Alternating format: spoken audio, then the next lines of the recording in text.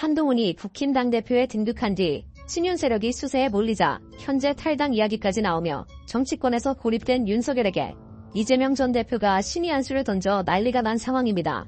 지난 6일 당대표 후보 토론회에 참석한 이재명 전 대표는 현 정권의 경제 상황이 너무 암담해서 어떻게 타개할지, 지금 대결 정국은 어떻게 해결할지 이야기를 나누고 싶다라며 윤석열에게 한번 만나서 이야기해보자고 선전포고했는데요.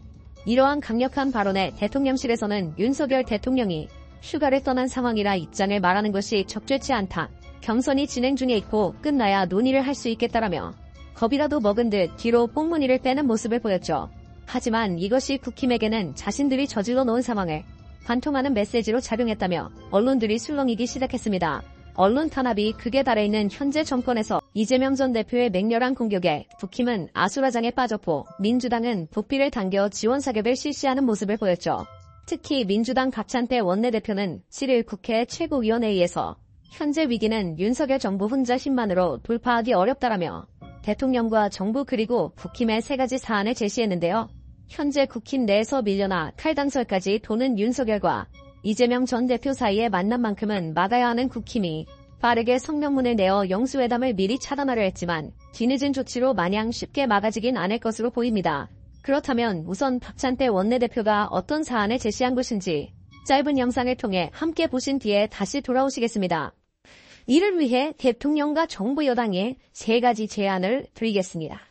첫째, 경제 비상상황 대처와 초당적 위기 극복 협의를 위해 여야 영수회담을 조속히 개최해야 합니다. 현재 위기는 윤석열 정부 혼자 힘만으로는 돌파가 어렵습니다.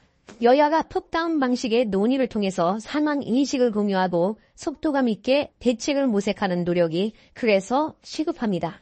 둘째, 영수회담과 더불어 그 연장선에서 정부와 국회 간의 상시적 정책협의기구를 구축해야 합니다. 정부 대책 상당수는 입법적 조치가 뒤따라야 할 것들입니다. 이를 빠르게 진행하기 위해선 정부와 여당, 야당이 모두 참여하는 정책 논의기구가 조속히 설치돼야 합니다. 셋째, 민생 관련 입법에 대해서 거부권 행사를 중단하십시오. 거부권을 휘둘러 국회를 통과한 민생 입법을 가로막고 정쟁을 부추기는 악순환을 이제 더는 반복해서는 안 됩니다. 이후 박찬대 의원은 국민의 삶이 풍전등화에 처한 상황에 휴가를 떠난 대통령 부부에 대해 한가한 팔도 유랑한다는 매서운 비판이 쏟아지고 있는데 민생 경제를 구하기 위해 민주당의 제안을 대승적으로 수용하길 바란다라고 덧붙였습니다. 국힘 당권에 잡은 한동훈은 복수라도 하는 듯 무리하게 친윤을 몰아내 윤석열의 당내 입지를 사실상 차단해버렸는데요. 윤석열은 한동훈과 마찬가지로 정치에선 완전한 초보이기 때문에 이 상황을 혼자서 타개할 능력이 전무한 상황이었죠.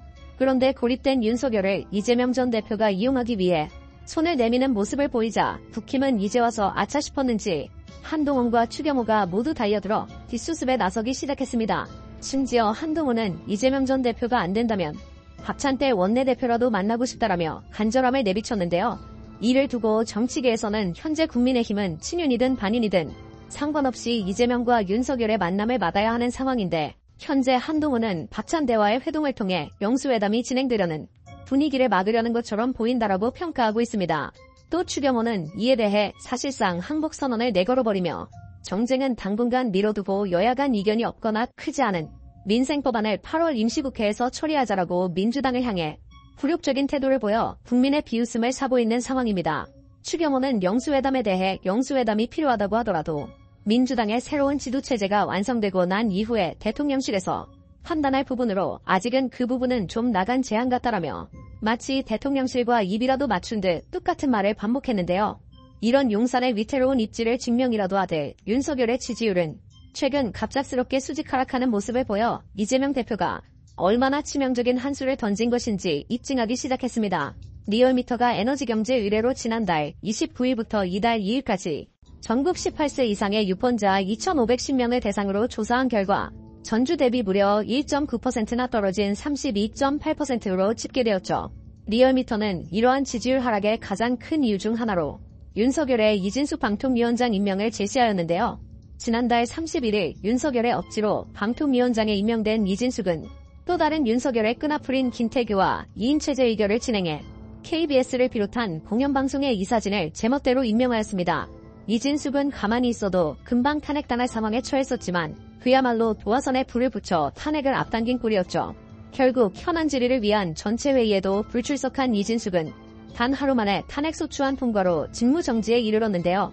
그럼에도 이진숙은 방통위원장으로서 야당의 탄핵소추라는 횡포에 당당히 맞서보자 한다라는 뻔뻔한 대응으로 일관하였고 전임 보수 성향의 방통위원장들이 일말의 양심을 보이며 자진 퇴사를 한 것에 반해 헌법재판을 받겠다고 선언하였습니다.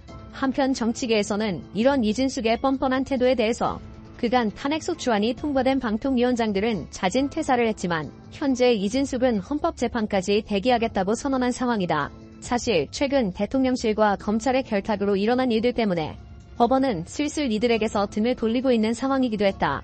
하지만 이진숙이 이런 뻔뻔한 태도를 보이며 관례까지 어겼고 헌재에서는 이를 매우 불쾌히 여기고 있는 상황이라 평했죠.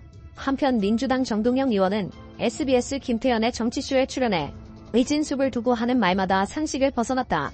예를 들어서 위안부나 이태원 참사에 대해서 그런 식으로 말하는 건 분명히 보통 사람들의 시각과는 완전히 다른 것이 아니겠나.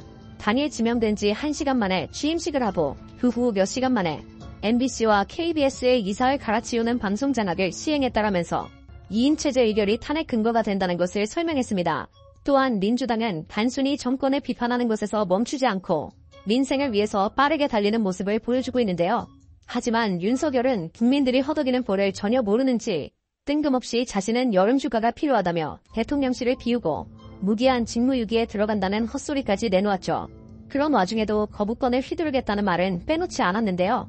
민주당 최민석 대변인은 국가의 정치, 경제, 사회 모든 영역을 쑥대밭으로 만들어 놓고 어떻게 휴가를 가겠다는 말이 나오나 원칙대로라면 공직 근처에도 오지 못할 패급 인사가 등용되고 김건희가 국정에 관여했다는 국정농단 의혹이 커지고 있다. 또한 국가 안보와 민생이 무너진 상황에서 야당이 제시한 민생을 위한 법안의 거부권을 행사할 거란 전망마저 나온다. 민생은 나 몰라라 하고 권력 유지에 방해되는 법은 거부하면서 아무 근심 걱정 없는 휴가를 즐기겠다는 말인가라고 비판했죠. 현대에 이르러서도 보수 정권은 조금도 변하지 않은 채 틈만 나면 국민을 탄압하고 기만하며 비리를 저지르기 바쁘다.